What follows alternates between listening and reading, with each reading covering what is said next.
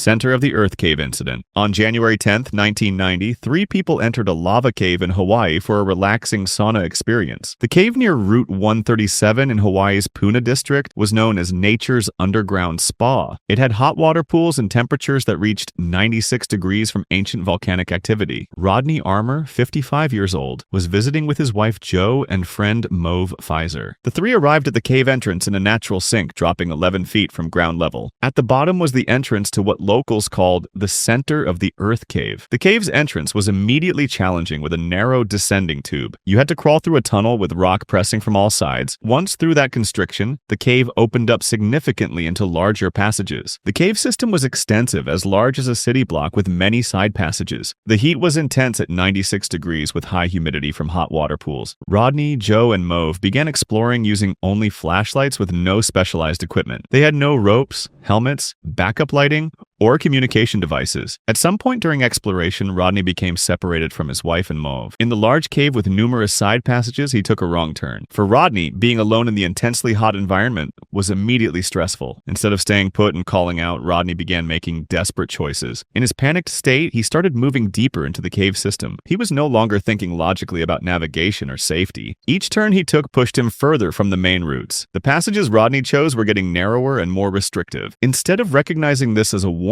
his panicked mind pushed forward. Eventually, Rodney found a particularly narrow passage angling downward diagonally. Experienced explorers would avoid such passages, especially when alone, but Rodney's panic had overtaken his rational thinking completely. He began squeezing himself into the narrow diagonal constriction. As he wedged in, he quickly realized he had made a terrible mistake. The passage was barely wide enough with solid rock pressing from all sides. He couldn't turn around, couldn't back out, and couldn't move forward. He was effectively trapped in a stone coffin angled downward. The psychological impact of being wedged was catastrophic. Complete panic set in as his breathing became rapid and shallow. His heart rate skyrocketed and he experienced a full-blown panic attack. He was hyperventilating in the hot, humid air while his body overheated. His mind was consumed with the terror of being buried alive. Meanwhile, Jo and Mauve realized Rodney was missing and called out for him. But in the cave with branching passages and echoes, their voices never reached him. After searching as long as they dared, they exited to call for help. At 2:30 p.m., they reported Rodney missing to emergency services. The rescue operation was urgent and incredibly challenging in the extreme heat. Professional rescue teams organized searches in 20-minute shifts to prevent heat exhaustion. They systematically searched the cave system following proper protocols. When rescuers finally found Rodney, the scene was tragic. He was wedged deep in the narrow diagonal passage head down. It was immediately clear that Rodney had died from cardiac arrest. By 4:15 p.m., they had successfully removed his body from the cave. Sierra Nevada Cave Incident. During the summer of 1990, cave explorers surveyed a cave system in California's Sierra Nevada mountains. The group had spent hours underground working through various sections with surveying equipment. By the time they headed for the entrance, they were physically exhausted. The exit route took them to where an underground stream descended to a lower level. Rather than following the water, the group proceeded along a narrow canyon passage. Derek High was the last one in line as they walked through the narrow passage. As Derek walked, he noticed something unusual about the floor ahead. There was a section where the surface appeared lower, like a dip in the ground. The floor looked somewhat fragile, but also seemed solid enough to walk on. The floor wasn't bedrock, but a thin layer of debris over a vertical crevice. The crack dropped straight down to the stream 35 feet below. As Derek stepped forward, putting his full weight on what he thought was solid ground, disaster struck. Without any warning, the floor completely disappeared beneath his feet. Derek suddenly found himself falling into a pitch-black void. His neck caught on the edges of the crevice opening. Derek's entire body weight was suddenly being supported by his neck alone. He was suspended in the vertical shaft by his neck, with his body hanging below. The pain was excruciating and the pressure on his neck was enormous. Then the situation got worse as rocks and debris started falling. Rocks wedged around Derek's neck, piling against his trapped head and shoulders. Derek threw his arms outward against the crevice walls. The shaft was narrow enough that he could reach both walls. Using a technique called chimneying, Derek pressed against both walls with all his strength. By pushing hard against the walls, he took the crushing pressure off his neck. His neck slowly loosened up, but the crevice walls started collapsing again. More debris cascaded down from above like a deadly waterfall.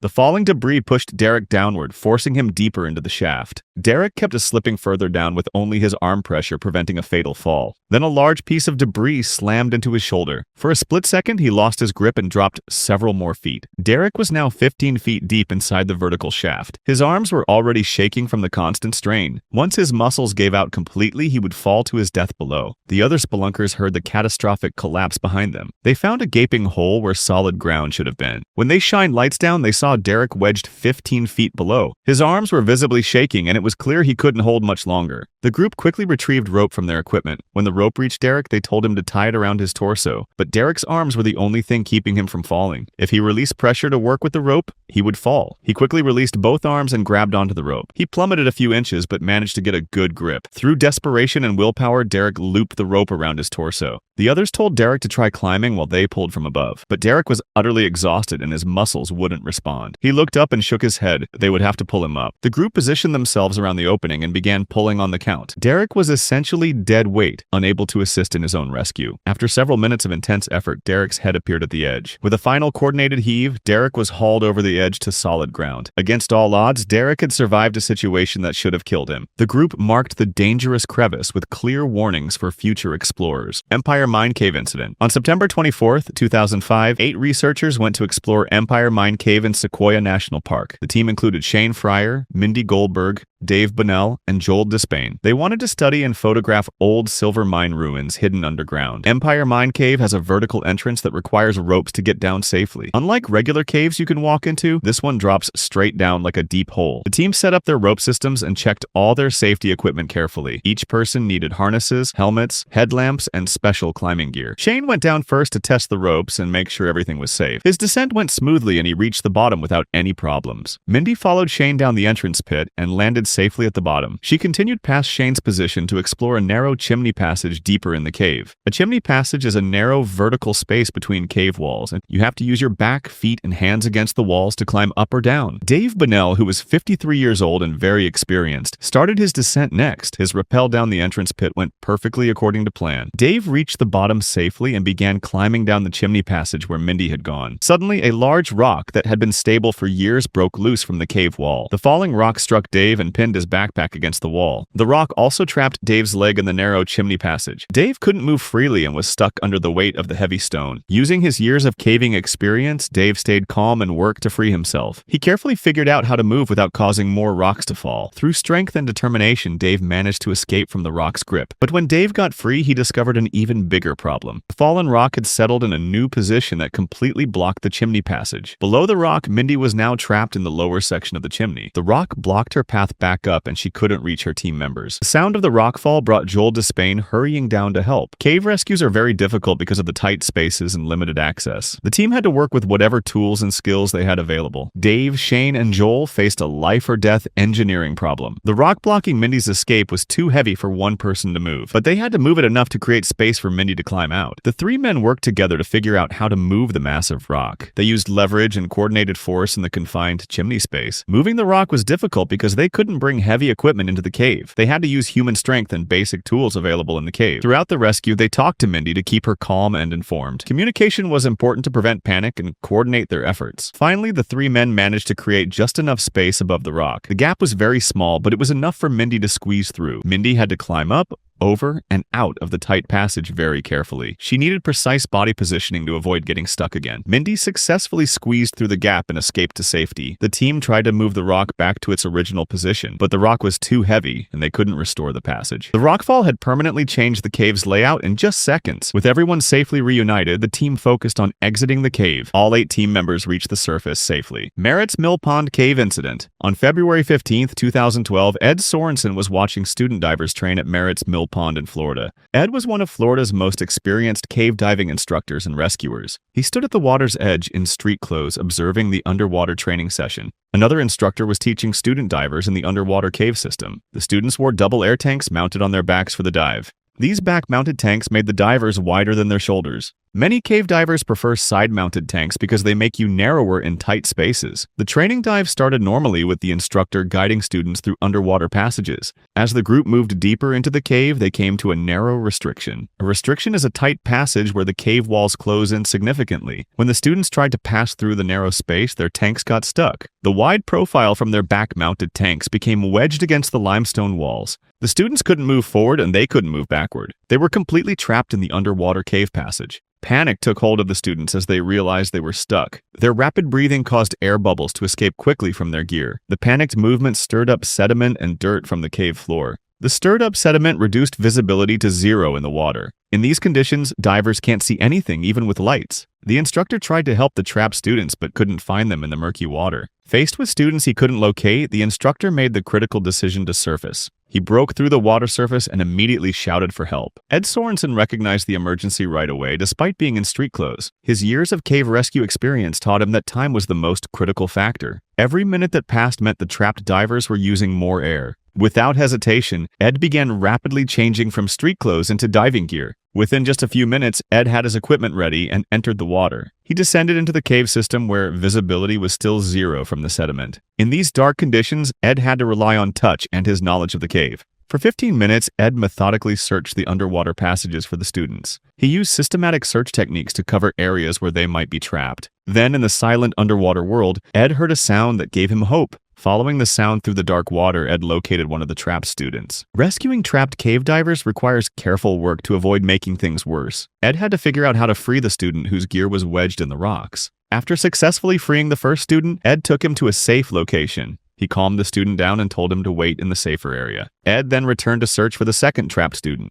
Using the same systematic approach, he located the second student. Like his classmate, this student was trapped by equipment too wide for the passage. With both students located and freed, Ed faced the challenge of getting them to the surface. Managing 2 scared divers in 0 visibility while navigating cave passages required exceptional skill. The students needed constant reassurance and guidance to exit safely. The ascent to the surface marked the successful end of a rescue that could have been deadly. Morrison Spring Cave Incident. On August 30th, 1986, several divers gathered at Morrison Spring in Florida for night diving training. Morrison Spring has an underwater cave system beneath its peaceful surface. Among the divers were Mike Clennon, age 36, who had rescue certification but no cave training. Brenda Buno, age 26, had just completed her basic open water certification that very day. At 7:15 in the evening, the group started their planned night dive training session. Each diver had one light and a special glow stick for backup lighting. The glow sticks had different colors to tell students apart from instructors. Night diving is much harder because the underwater world becomes dark and confusing. The training session went well and most divers were ready to surface. But 4 members of the group made a dangerous decision. Instead of ending their dive, they chose to explore the lower cave system. Mike and Brenda were among these 4 divers who went into the cave. This decision was the beginning of a series of deadly mistakes. The 4 divers went into the cave without setting up a safety guideline to the entrance. A guideline is a rope that leads back to safety and is required in cave diving. Each diver only had 1 light and 1 air tank, which is not enough for caves. Cave diving is much more dangerous than regular open water diving. In caves, you can't swim straight up to the surface if something goes wrong. The passages can be narrow, muddy, and very confusing in the dark. Without proper training and equipment, even experienced divers can die in caves. The lower cave at Morrison Spring goes deep into the limestone rock. Natural light disappears completely and the passages wind like a maze. Inside the cave, the 4 divers explored while their air supplies got lower. Swimming through the cave made them breathe faster and use more air. Soon, 2 of the divers realized their air tanks were getting dangerously low. They signaled to Mike and Brenda that they needed to leave the cave, but Mike and Brenda decided to stay in the cave longer. This showed dangerous overconfidence and poor understanding of the risks. The other 2 divers started swimming back to the surface without a guideline. In the darkness,